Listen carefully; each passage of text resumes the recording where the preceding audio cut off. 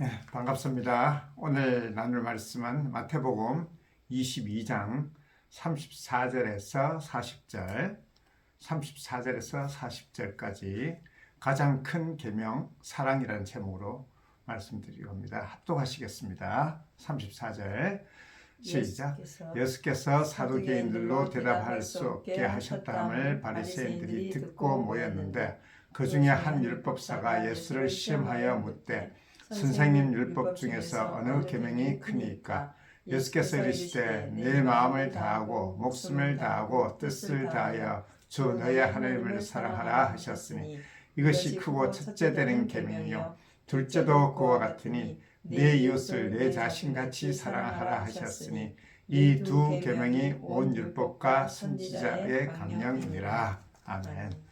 예, 지난 설교에서 예수님은 자기를 반대하던 무리들에게 그들의 주장을 이용하여 반박하심으로써 해서 그들의 입을 막았죠. 사실 어떤 두 주장이 평행선으로 달리게 되면 나의 주장만을 주장할 때에 일치된 점이 없고 서로가 인정할 만한 점이 없습니다. 그렇지만은 이렇게 상대의 주장을 듣고 그들의 주장을 이해하면서 그들에게 반박할 때에는 사실 할 말이 없는데 예수님께서 지난 주 설교에서 그렇게 하셨죠. 사실 이것들은 하나님의 아들 성자 하나님 예수 그리스도가 아니면 할 수가 없는 일이죠. 어떻게 사람들의 마음을 속속들이 알며 그들의 주장을 반박할 수 있겠습니까? 오늘날 나의 주장만을 내세우면서 극단적으로 치닫는 오늘의 현실을 바라볼 때에 서로가 관용의 마음으로서 이렇게 서로가 이런 어떤 민감한 사항에 대해서 서로 타협하고 발전시키는 방향으로 진행되기를 바라는 마음에서 지난 설교를 말씀드렸습니다. 오늘은 가장 큰 계명인 사랑에 대한 주제입니다. 오늘의 본문은 10장 마태복음에서는 오늘 본문은 마태복음에서는 예수님께서 예루살렘으로 입성하셔서 일어난 클라이막스 부분이죠. 그렇지만 병행 구절인 누가복음에서는 10장에 나옵니다. 예수님께서 제자들을 파송하시는 그 부분에 그 사건에 연이어서 일어나는 거기 때문에 어떻게 보면 서로 다른 관점을 가지고서 같은 사건을 말씀하고 있으신 것입니다. 같은 사건이 다른 이야기들로 다른 배경으로 전개된다는 것은 마태복음에서는 예수님을 함정에 빠뜨리려고 하는 반면에 누가복음에서는 영생이 무엇이냐라는 질문으로 묻는 과정에서 거론되고 있는 것입니다. 너의 하나님을 사랑하라. 너의 이웃을 너의 자신같이 사랑하라. 이것은 두 가지 계명으로 보이죠. 그렇지만은 한 가지 계명으로 해석하는 것이 충분히 가능합니다. 39절을 다시 한번 합독하시겠습니다. 둘째도 그와 같으니 내 이웃을 내 자신같이 사랑하라 하셨으니 첫째와 같이 둘째도 같다는 이야기를 하고 있습니다. 이것은 여러 가지 관점에서 설명될 수 있지만 첫째 계명이나 둘째 계명은 같다라는 의미가 충분히 가능하겠죠. 즉 보이지 않는 하나님을 사랑하는 것은 보이는 내 이웃을 사랑하는 것으로 드러난다고 한다면 사실 이 두 가지는 두 계명이 아니라 한 가지인 거죠. 하나님을 사랑함이 이웃을 사랑합니다. 그렇게 충분히 해석될 수 있는 거겠죠. 보이지 않는 하나님을 사랑하는 사람은 반드시 보이는 이웃 사랑을 해야 되는 거고 그렇게 나타납니다. 하나님을 사랑하지 않는 사람이 이웃을 진정으로 사랑할 수 있을까요? 그럴 수는 없을 것입니다. 하나님을 사랑하는 올바른 사랑은 반드시 이웃을 사랑하는 것으로 드러나는 것이죠. 요한일서 4장 19절에서 20절을 한번 찾아보십시다. 요한일서 19장에서 20절 요한일서 4장 19절에서 20절 찾으셨으면 합독하시겠습니다. 우리가 사랑하면 그가 먼저 우리를 사랑하셨음이라. 누구든지 하나님을 사랑하노라 하고 그 형제를 미워하면 이는 거짓말하는 자니 보는 바 그 형제를 사랑하지 않는 자는 보지 못하는 바 하나님을 사랑할 수 없느니라. 확실하죠? 보는 바 그 형제를 사랑하지 않는 자는 보지 못하는 바 하나님을 사랑할 수 없다는 것입니다. 그러면 자연히 하나님을 사랑하는 자는 그 형제를 사랑할 수밖에 없다는 것을 나타내는 것이죠. 그래서 저는 여러 가지 관점으로서 이 하나님 사랑 그리고 형제 사랑, 이웃 사랑을 여러 가지로 이렇게 해석하는 방법이 있지만은 저는 하나님의 사랑은 이웃을 사랑하는 것으로 드러난다는 점에서 한 가지 계명이라고 말씀드리고 싶은 것입니다. 오늘 본문 35절을 살펴보면 그 중에 한 율법사가 예수를 시험하여 묻는다고 기록되어 있습니다. 그런데 이 지금 부분이 시험 같은 분위기가 있나요? 어느 계명이 크니까 그래서 예수께서 가르쳐 주신 것밖에 없죠. 가르침을 받는 장면으로 묘사하는 것이 시험이 되는 이유는 무엇일까요? 이것은 시험이 되는 이유가 당시 유대인들에게 있어서는 계명이 서로 부딪히는 의미로 해석될 수 있었습니다. 어느 것이 더 중요한가? 라는 문제로 서로 의견을 많이 달리했었죠. 그래서 유대인들 사이에서도 이견이 있을 수밖에 없었고 그러한 이견들을 통하여 예수님을 공격하려는 시도를 품고 지금 이 질문이 있었던 것입니다. 잠언 26장 4절과 5절을 살펴보면 잠언 26장 4절과 5절을 살펴보시죠. 미련한 자의 어리석은 것을 따라 대답하지 말라. 두렵건대 너도 그와 같을까 하노라. 미련한 자에게는 그의 어리석음을 따라 대답하라. 두렵건대 그가 스스로 지혜롭게 여길까 하노라. 4절에서는 대답하지 말라 그랬다가 5절에서는 대답하라고 이야기하고 있습니다. 좀 서로 상충되지 않나요?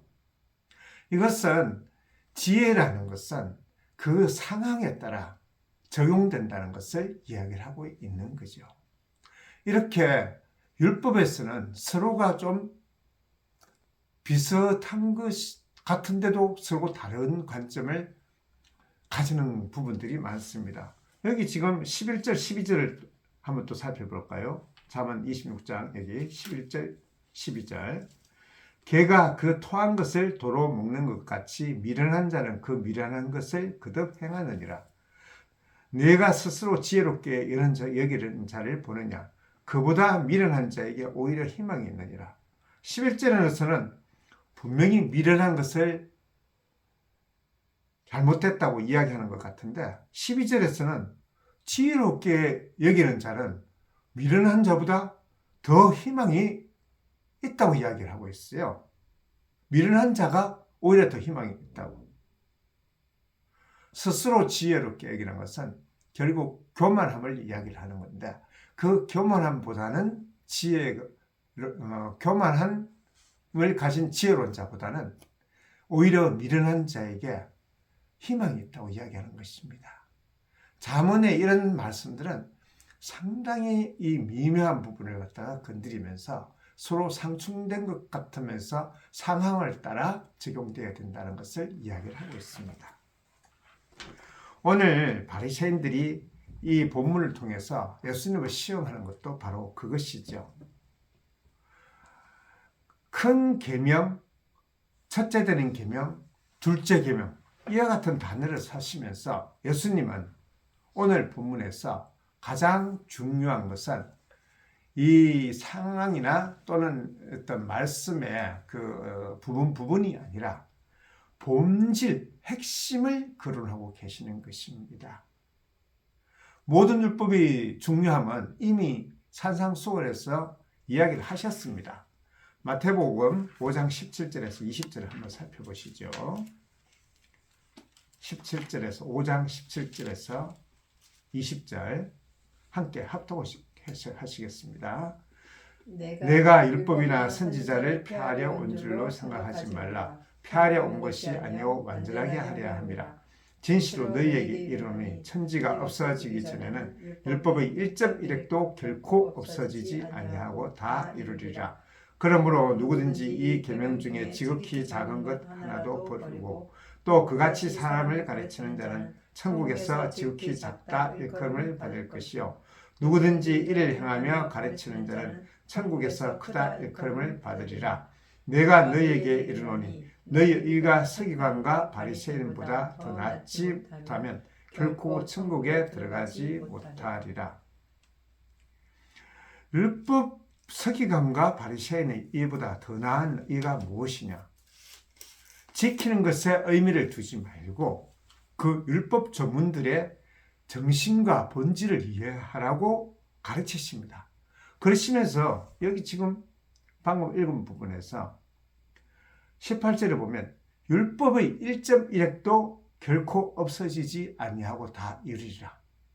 율법의 1.1획은 어떻게 보면 가장 사소한 것이겠죠.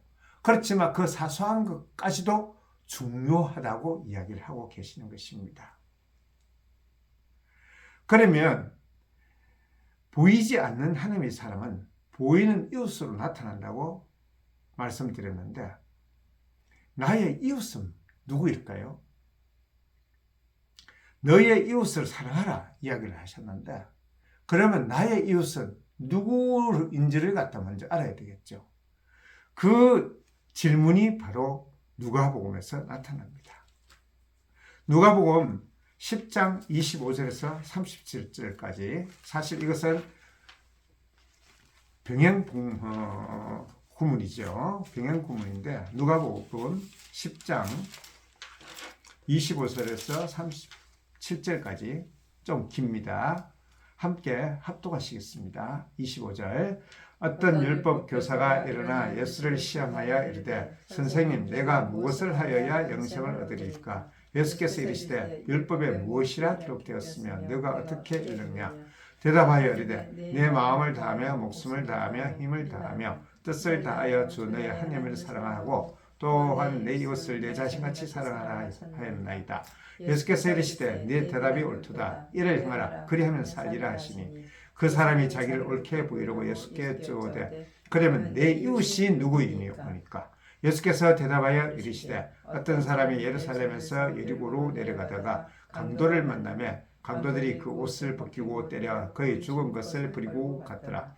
마침 한 제사장이 그 길로 내려가다가 그를 보고 피하여 지나가고 또한 이와 같이 한 레위인도 그곳에 이르러 그를 보고 피하여 지나가되 어떤 사마리아 사람은 여행하는 중 거기 이르러 그를 불쌍히 여고 가까이 가서 기름과 포도주를 그 상처에 붓고 싸매고 자기 짐승에 태워 주막으로 데려가서 돌보아 주니라. 그 이튿날 그가 주막 주인에게 데나리온 둘을 내어주며 이르되 이 사람을 돌보아 주라. 비용이 더 들면 내가 돌아올 때 갚으리라 하였으니 네 생각에는 이 세 사람 중 누가 강도 맞는 자의 이웃이 되겠느냐?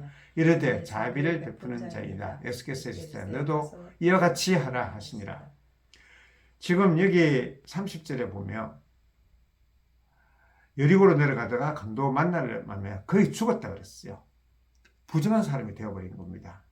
제사장도 부정하니까 도망가고 레위인도 그것을 지나가서 피해서 도망가는 겁니다. 그런데 오히려 유대인들이 부정하게 여기고 불법을 행하는 자로 여기는 사마리아인이 와서 불쌍히 여겨서 돌봐주고 가는 것이죠. 그런데 참 질문이 애매합니다. 율법 교사는 나의 이웃이 누구인가? 그렇게 물었어요. 율법 교사는 내가 사랑할 이웃의 범위가 무엇인가 묻는 거고 그런 거죠.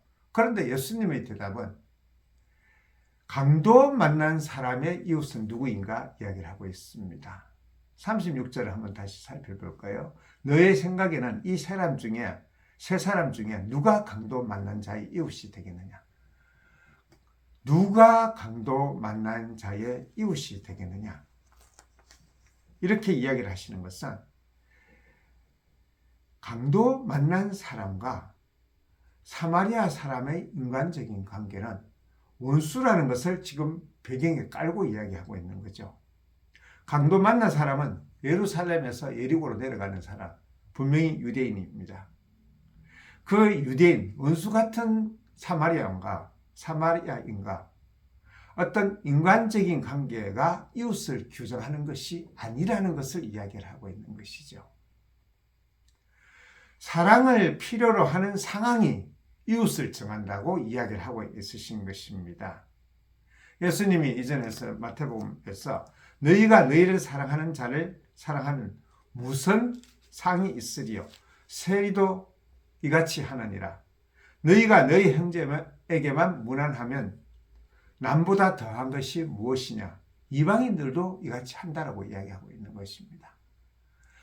우리가 우리를 사랑하는 사람을 사랑하는 것은 결국 상이 있는 것이 아니고 진정한 사랑이 아니라고 이야기를 하고 있는 것입니다. 기독교 신앙의 고백은 바로 이것이죠. 우리가 아직 죄인 됐을 때에 하나님이 우리를 사랑하심으로써 아들 예수 그리스도를 보내시는 것입니다. 우리가 사랑할 만한 자격이 있어서 그러신 것이 아니라 우리가 사랑을 필요로 하기 때문에, 구원이 필요하기 때문에 구원자 예수이신 우리 주 예수 그리스도를 우리에게 보내주셔서 십자가에 못 박게 하신 것이 바로 사랑인 것인 겁니다. 우리는 우리가 사랑할 수 있는 존재로 생각을 하면서 우리의 이웃을 찾지만 예수님은 그것이 아니라 사랑한다는 것은 사랑을 필요로 하는 그 존재에게, 그 사람에게 주는 것이 사랑이라고 이야기하고 있는 것입니다. 사랑은 우리가 주체가 되는 것이 아니라 사랑을 필요로 하는 존재가 주체가 되는 것입니다. 이것을 지금 이 사마리아인 비유에서 예수님은 정확히 이야기를 하고 계시는 것입니다. 사랑과 은혜가 필요한 자에게 자비를 베푸는 자의 역할을 우리가 맡는 것, 이것이 바로 기독교의 핵심이며 십자가의 사랑인 것입니다. 또 율법 교사의 질문을 한번 자세히 살펴봅시다. 율법 교사가 물은 것은 나의 이웃은 무엇이냐 그랬어요. 나의 이웃. 그런데 예수님은 강도 만난 자의 이웃이라고 하는 것이에요.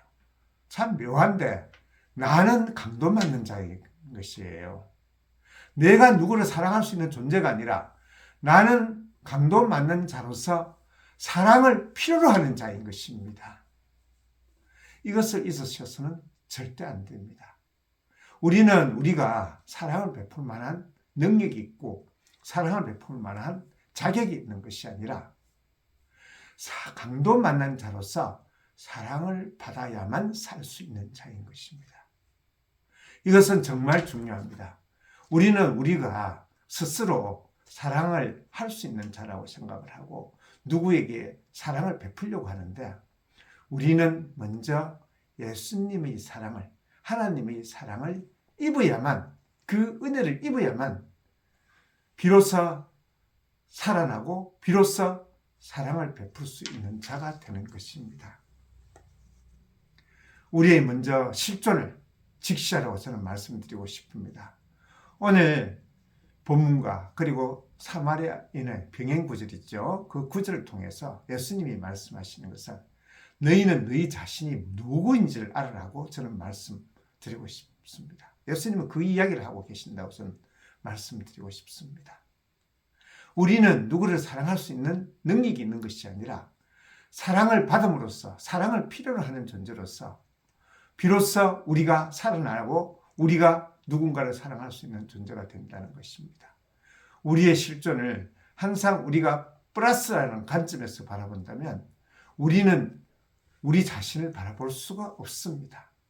예수님의 사랑을 필요로 하는 죽은 자로서 우리는 살아왔고 비로소 은혜를 받은 자로서 우리는 영생을 누리는 자로서 살아가는 것이죠. 사마리아인 비유에서 사마리아 율법 교사는 그렇게 질문을 하죠. 어떻게 해야 영생을 얻을 것입니까? 우리가 어떻게 영생을 얻을 수 있습니까? 그 영생은 오직 예수 그리스도만을 통하여 주어지는 것이고 예수 그리스도께서 십자가에 매달리심으로써 해서 우리에게 주시는 은혜인 것입니다.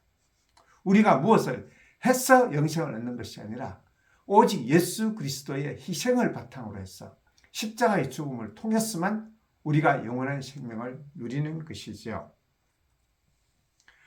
로마서 8장 9절과 10절에서는 이렇게 이야기하시고 계십니다. 로마서 8장 9절에서 10절.